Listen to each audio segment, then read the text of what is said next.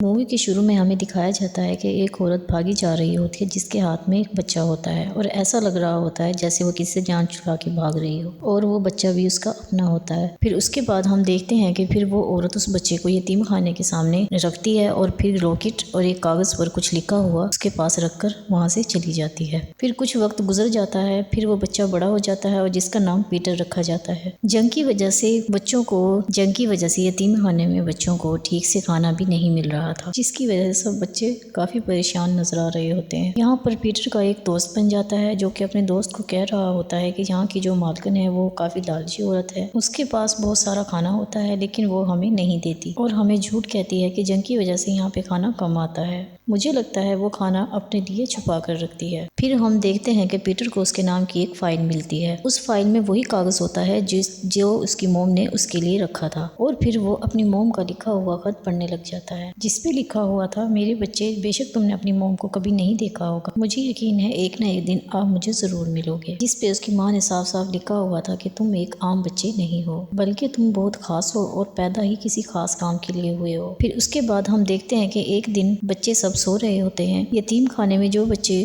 सो रहे होते हैं, कुछ लोग आते हैं और उनको उठा कर ऊपर की तरफ लेके जा रहे होते हैं और फिर हम देखते हैं कि पीटर और उसके दोस्त को भी वही लोग ले जाते हैं जहाँ सब बच्चों को उड़ने वाले समुद्री जहाज में डाल रहे होते हैं। इस जहाज में बहुत सारे लुटेरे थे जो कि बच्चों को अगवा करके कहीं ले जा रहे होते हैं। जब जहाज उड़ने वाला होता है तो पीटर का दोस्त छलांग लगा के एक छत पे गिरता है और फिर उसका दोस्त पीटर को भी कहता है कि तुम भी जल्दी से छलांग लगाओ, लेकिन पीटर को ऊंचाई से डर लगता है इसलिए वो छलांग नहीं लगाता। फिर उसके बाद वो जहाज बच्चों को लेकर हवा में उड़ने लगता है। अभी कुछ देर उड़ा ही था जहाज के आर्मी वाले उन पर हमला कर देते हैं और फिर ये लोग भी आर्मी पर हमला करते हैं। यहाँ पर देखते ही देखते ऐसा लगता है जैसे यहाँ पर जंग हो रही हो। दोनों एक दूसरे के साथ बराबर हमला कर रहे थे। तभी वो लुटेरे आर्मी के जहाज से बचते हुए और बादलों में कहीं गुम हो जाते हैं। फिर अगले ही सुबह उस जहाज को हम एक अजीब सी जगह पे देखते हैं जहाँ पर पीटर की उम्र के और भी बहुत सारे बच्चे थे, जहाँ पर इन लुटेरों ने उनको अगवा किया हुआ था। दरअसल जो इन लुटेरों का सरदार था वो बहुत ही ज्यादा जालिम इंसान था जिसका नाम ब्लैक बियर्ड होता है, जो कि इन बच्चों से यहाँ पहाड़ों को तोड़वाता है या फिर इनमें खुदाई करवाता है जहाँ हरे रंग के क्रिस्टल मिलते हैं जो कि छोटे छोटे कीमती पत्थर होते हैं। इन लुटेरों का वो सरदार जो ब्लैक बियर्ड इनसे ले लिया करता था। इसके बाद पीटर भी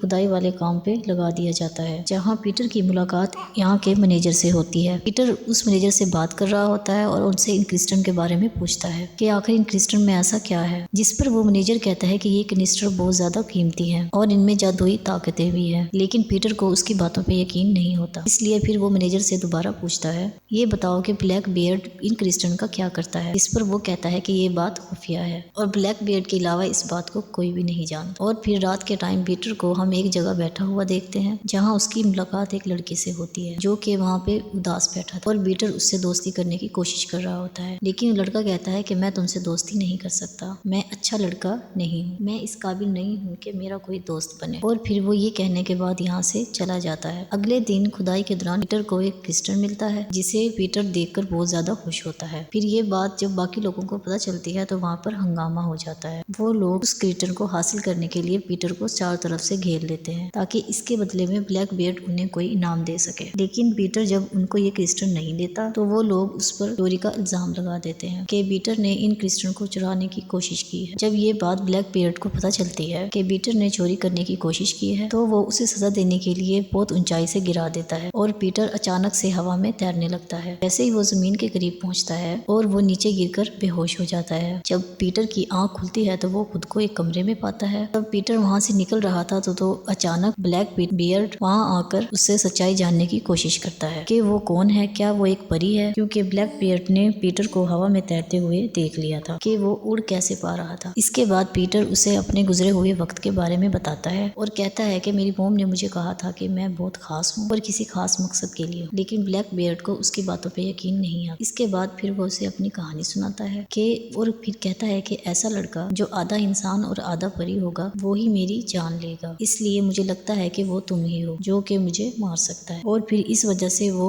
जेल में उसे बंद करवा देता है जहाँ पर पीटर की मुलाकात फिर उसी लड़के से होती है जो कि उदास बैठा हुआ था जो उससे ठीक से बात भी नहीं कर रहा था। लेकिन इस बार वो पीटर से अच्छे से बात करता है और फिर वहाँ पर उन दोनों की दोस्ती हो जाती है। और फिर वो लड़का जो पीटर का दोस्त बनता है वो उसे तसल्ली देते हुए कहता है कि तुम परेशान नहीं हो, बहुत जल्द मैं तुम्हें यहाँ से छुड़वा दूंगा। फिर इसके बाद फिर वो दोनों को जेल से भागता हुआ देखते हैं, जहाँ मैनेजर उन दोनों को भागते हुए पकड़ लेता है, जहाँ पीटर उसे अपने साथ चलने के लिए मना लेता है। फिर इसके बाद वो तीनों उस इलाके से भाग जाते हैं और जूले की मदद से उड़ने वाले जहाज के करीब जा रहे थे। और फिर उसके बाद वो उस जहाज को उड़ाकर वहाँ से निकल जाते हैं और ये सब ब्लैक बियर्ड देख रहा था। फिर उनका जहाज एक जंगल में जाके गिर जाता है। वो एक जंगल में होते हैं और पैदल सफर शुरू करते हैं, जहाँ पर उन्हें एक रात हो जाती है, जिस वजह से वो जंगल में रुक जाते हैं और खाने के लिए कुछ ढूंढ रहे होते हैं। फिर कुछ ही देर बाद कुछ कबीले के लोग आते हैं और इन्हें पकड़ कर कबीले के सरदार के पास ले जाते हैं, जहाँ फिर हम देखते हैं कि कबीले का सरदार पीटर के दोस्त को अपने ताकतवर सिपाही के साथ लड़ने का कहता है और फिर उन दोनों में लड़ाई शुरू हो जाती है, जहाँ पर वो सिपाही उसके दोस्त पर भारी पड़ रहा था और उसे बहुत ज्यादा मार रहा था। अपने दोस्त को ऐसे पिटता हुआ देखकर पीटर को बहुत ज्यादा गुस्सा आता है और उससे ये सब कुछ देखा नहीं जा रहा था और पीटर अपने दोस्त को बचाने के लिए मैदान में कूद जाता है और फिर उस सिपाही से लड़ने लग जाता है, जहाँ लड़ाई के दौरान सरदार की नजर पीटर के लॉकेट पर पड़ती है। फिर सरदार लड़ाई रुकवाकर सबको बताता है कि पीटर ही वो बहादुर सिपाही और हमारी उम्मीद है जो ब्लैक बियर्ड के जंग से हमें बचाएगा, और इस बात का गवाह पीटर का ये लॉकेट है। इसके बाद फिर पीटर और उसके साथियों को छोड़ देते हैं और फिर वहाँ जितने भी लोग थे जिन्होंने उस पर जुल्म किया था फिर वो उनसे माफी मांगते हैं। फिर यहाँ पर हम एक जादूगरनी को देखते हैं जो कि पीटर को लेकर एक जादुई कमरे में ले जा रही होती, जहाँ वो पीटर को उसके माँ बाप की कहानी बताती है कि तुम्हारे माँ बाप बहुत ज्यादा बहादुर, जिन्होंने अपनी पूरी जिंदगी ब्लैक बियर्ड को रोकने में लगा दी। फिर इस कहानी के दौरान हमें दिखाया जाता है कि पीटर की मोम जो कि एक परी थी, फिर उन्हें एक दिन एक राजा से प्यार हो जाता है। फिर इसके बाद उन दोनों ने शादी कर ली थी। फिर ये बात जब ब्लैक बियर्ड को पता चली तो और फिर उसे काफी जलन हुई। फिर उसने उसके मोम डैड को अलग करने के लिए और उसकी मोम से शादी करने के लिए उन दोनों पे हमला किया। इस हमले की वजह से पीटर के डैड की मौत हो जाती है। पीटर की मामा अपने बेटे की जान बचाने के लिए उसे यतीम खाने के बाहर रख के चली जाती है और फिर दोबारा ब्लैक बियर्ड का मुकाबला करती है, जहाँ उनके बीच काफी बड़ी लड़ाई होती है, जहाँ पर ब्लैक बियर्ड पीटर की मोम को जेल में बंद कर देता है। फिर ये कहानी सुनने के बाद पीटर को ब्लैक बियर्ड पे बहुत ज्यादा गुस्सा आता है। फिर पीटर फैसला करता है कि वो अपनी मॉम डैड का बदला ब्लैक बियर्ड से जरूर लेगा। फिर वो बदला लेने के लिए खुद को तैयार करता है, जिसके लिए वो बहुत ज्यादा मेहनत करता है। जब मैनेजर जंगल में घूम रहा था तो ब्लैक बियर्ड उसे पकड़ लेता है और उसे कहता है कि ये बताओ कि पीटर कहाँ है।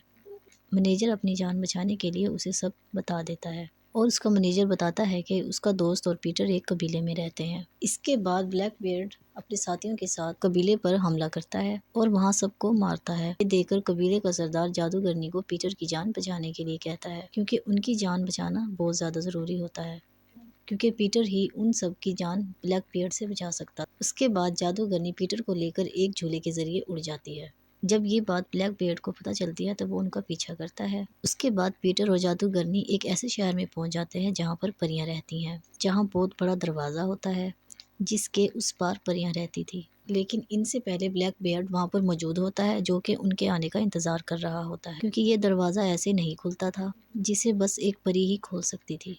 इसके फौरन बाद पीटर और जादूगरनी यहाँ पर पहुंच जाते हैं। क्योंकि पीटर एक परी का बेटा था, इसलिए वो दरवाजे पर हाथ रखता है और फिर वो दरवाजा खुल जाता है और ऐसा होते ही ब्लैक बियर्ड उन पर हमला कर देता है। फिर यहाँ पर रहने वाली परियां एक साथ इकट्ठा होकर ब्लैक बियर्ड पर हमला करती हैं, जिसके जवाब में ब्लैक बियर्ड के लोग भी परियों से लड़ने लग जाते हैं। दोनों एक दूसरे से बराबर लड़ रहे होते हैं और उनके दरमियान में बहुत बड़ी लड़ाई हो जाती है और ब्लैक बियर्ड पीटर को पकड़ लेता है और उसे मारने ही वाला होता है कि पीछे से पीटर का दोस्त अपने जहाज को ब्लैक बियर्ड के जहाज से टकरा देता है और ब्लैक बियर्ड अपना कंट्रोल खो देता है। और इसी बीच मौके का पीटर फायदा उठाकर वहाँ से भाग जाता है और ऐसी जगह पर आ जाता है जो कि बहुत ज्यादा ऊंची थी, लेकिन उसे जान बचाने के लिए वहाँ से कूदना ही था। लेकिन पीटर बहुत ज्यादा ऊंचाई से डरता था, लेकिन वो नहीं कूद पाता। वो जादूगरनी ब्लैक बियर्ड के साथियों से बहुत बहादुरी से लड़ रही थी, जहाँ वो एक एक करके सबको हराकर ब्लैक बियर्ड से लड़ने लग जाती है। इतनी देर में पीटर का दोस्त वहाँ आ जाता है और वो भी उससे लड़ने लग जाता है, जहाँ कुछ देर लड़ाई के बाद पीटर के दोस्त ब्लैक बियर्ड नीचे गिरा देता है। लेकिन ये सब कुछ देखकर पीटर से नहीं रहा जाता। किसी भी तरह वो अपने दोस्त को बचाना चाहता था, लेकिन पीटर इस बार हिम्मत करके वहाँ से कूद जाता है और वो बहुत ही जल्द अपने दोस्त के पास पहुँच जाता है और और वो उसके ऊपर बैठ जाता है और उड़ने लगता है। फिर वो बहुत ज्यादा हैरान होता है कि वो उड़ रहा है। फिर वो अपने दोस्त को बचाकर एक ऐसी जगह पर बिठा देता है जहाँ उसे कोई खतरा नहीं होता और पीटर अपने दोस्त को वहाँ बिठाकर खुद चला जाता है उस जादूगरनी के पास ताकि वो उसे बचा सके। और पीटर के साथ